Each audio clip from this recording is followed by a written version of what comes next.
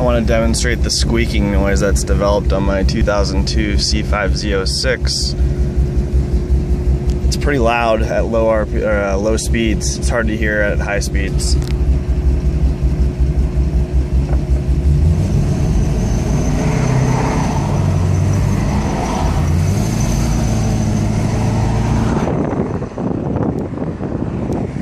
It seems when I'm not moving, there's no noise.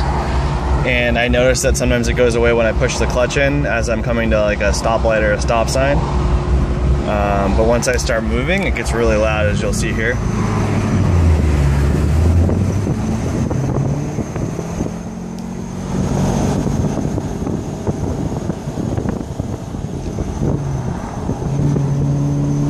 It doesn't completely go away though when I press the clutch in. Like if I'm shifting a gear, it still continues to make it. It's really a chirping, squeaky noise. But anyway, that's the video. Thank you.